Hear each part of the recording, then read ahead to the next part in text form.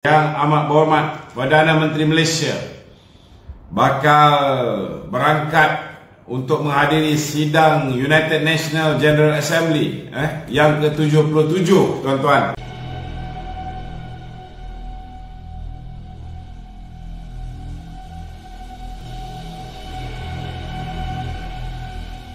Pada 13 hari bulan ini akan bermula di New York, 13 hari bulan September sehingga 29 hari bulan September.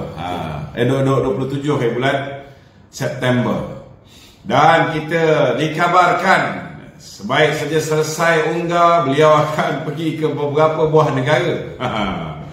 Termasuklah menunaikan umrah. Alhamdulillah.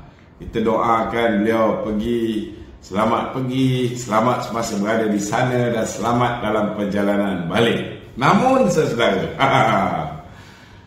saudara jangan lupa ketika Taksin Perdana Menteri Thailand berangkat ke Ungar, tuan-tuan, bila dia balik, dia pun tak balik akhirnya kerana beliau telah kehilangan jawatan Perdana Menteri. Kita tahu bahawa ada usaha untuk melengah-lengahkan pilihan raya, tuan-tuan. Ada usaha untuk melengah-lengahkan pilihan raya. Dan kita dikabarkan kemungkinan besar selepas selesai unggah, beliau akan pergi ke beberapa buah negeri. Mungkin datang musim hujan, musim banjir, baru balik. Maka pada ketika itu kita tidak akan tergamak untuk meminta beliau membubarkan parlimen. Jadi sebenarnya saudara, masa yang terbaik untuk beliau membubarkan parlimen ialah sekarang. Sebelum beliau berangkat pergi ke Ungar ni, lebih baiklah beliau bubarkan parlimen. Dan kalau boleh batalkan pemergian ke Ungar ni, batalkan pun tidak ada masalah, saudara. Tidak ada apa.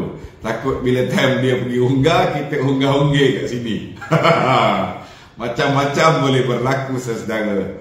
Kerana sejarah, saya tak kata sejarah ni bakal berulang. Kita menasihatkan jangan sampai sejarah itu berulang. Di Malaysia, alhamdulillah, pasukan tentera kita sentiasa memberikan taat setia dia kepada Perdana Menteri dan Kebawah Duli Yang Maha Mulia Seri Paduka Baginda Yang Tuan Agong. Jadi Datuk Seri Ismail Sabri tak perlu bimbang, tidak perlu bimbang bahawa apa yang berlaku kepada Taksin, iaitu beliau telah pun berhadapan dengan rampasan kuasa di Thailand, ianya pasti tidak akan berlaku ke atas Datuk Seri Ismail Sabri. Pasti tak akan berlaku kerana tidak ada pihak tentera atau mana-mana pihak nak melakukan kudeta ke atas dirinya. Tetapi tuan-tuan, Datuk Seri Ismail Sabri telah pun mengeluarkan janjinya bahawa pilihan raya akan diadakan dalam masa terdekat dan beliau tidak akan menangguhkan walau sesaat sekalipun. Ramai yang telah menelpon saya, yang telah menghantar mesej. Saya minta maaf banyak-banyak sebab yang menghantar mesej ini terlalu banyak, tuan-tuan. Tetapi yang mana saya sempat baca ni, saudara, semuanya minta supaya MKT UMNO, Presiden Parti, mengambil tindakan memecat Datuk Seri Ismail Sabri. Bertanyakan betul ke Majlis Kerja Tertinggi UMNO nak mengadakan undi tak percaya kepada Presiden Parti, dan macam-macam lagi. Saya tahu ramai yang meminta supaya Presiden bertindak tegas. Dan seperti mana yang saya sedia maklum, saya telah maklumkan kepada tuan-tuan bahawa Presiden dan kepimpinan UMNO ada kira-kira dia. Seperti mana yang kita sedia maklum bahawa sebelum ini kita berhimpun untuk mendesak supaya pilihan raya diadakan dalam masa terdekat.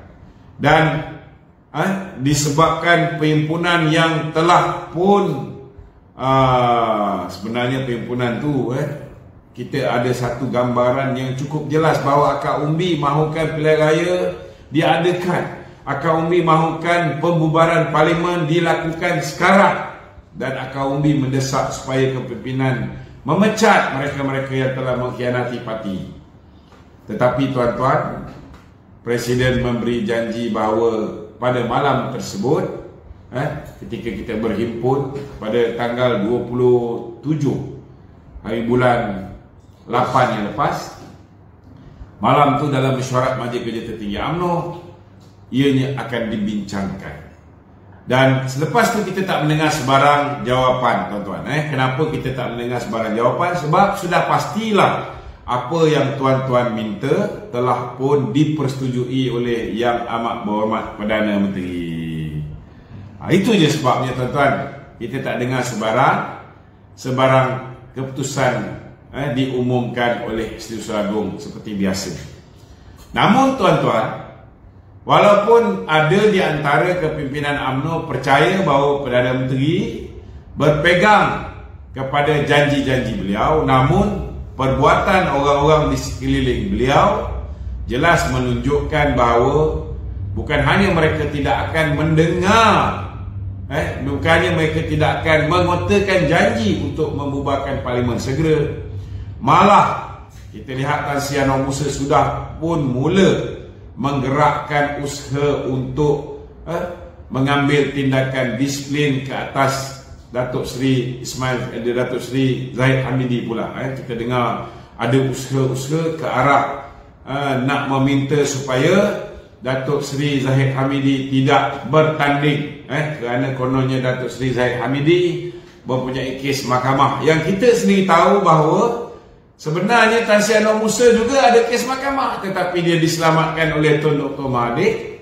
Namun Presiden kita yang tidak mahu mendengar kenyataan ataupun permintaan Tun Dr. Mahathir untuk membubarkan parti, sebaliknya beliau telah berhadapan dengan 87 pertuduhan 10 hari selepas beliau menolak untuk membubarkan UMNO dan menyertai Bersatu. Jadi tuan-tuan, walaupun mereka-mereka ini tidak dihadapkan ke muka pengadilan, itu tidak bererti mereka ni bersih tanpa sebarang skandal dan salah laku, tuan-tuan. Mereka tidak didakwa, pendakwaan ke atas mereka digugurkan ataupun tidak sempat pun didakwa. Malah ada yang telah tukar daripada menjadi orang yang sepatutnya didakwa menjadi saksi utama, adalah kerana mereka tunduk dengan musuh-musuh UMNO, tuan-tuan.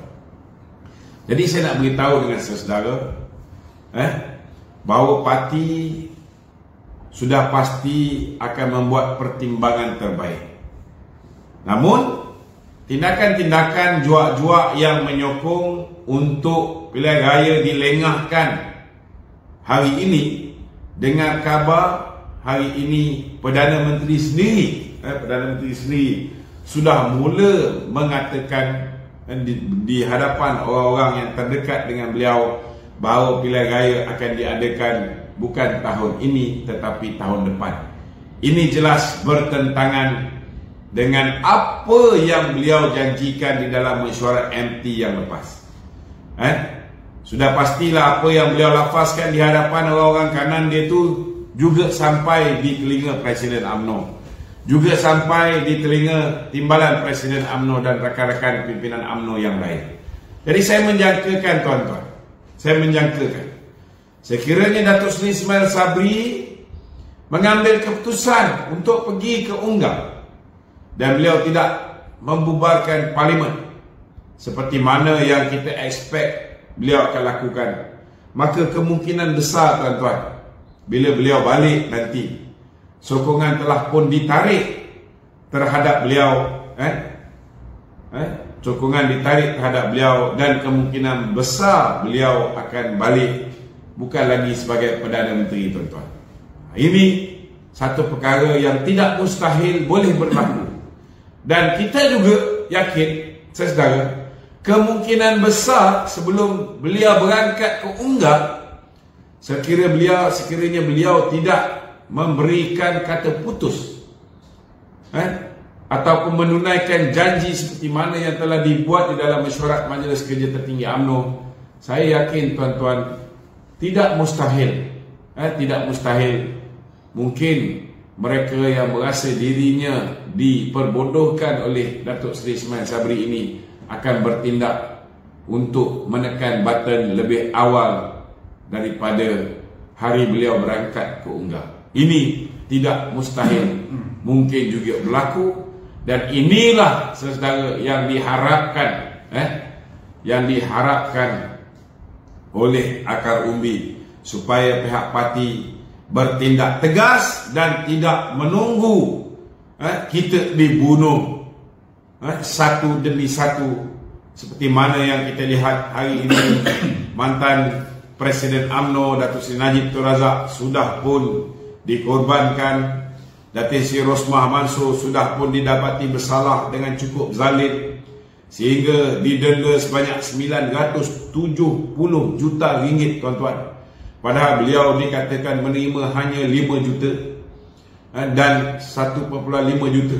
Itu pun yang menerima bukan beliau, yang menerima ialah Rezal Mansor, yang hari ini dengan bangganya selepas Datin Seri Rosmah didapati bersalah, beliau post dalam Facebook dia gambar dia main golf, gambar dia beli kereta baru sempena ulang tahun 48, tak tahulah ulang tahun dia ke ulang tahun bini dia ke, Mercedes baru.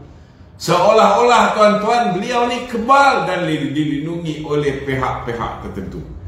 Kita pun tak faham kenapa SPRM membiarkan Rezal Mansor ini begitu bermaharajalela. Tak apalah tuan-tuan, bagilah dia peluang.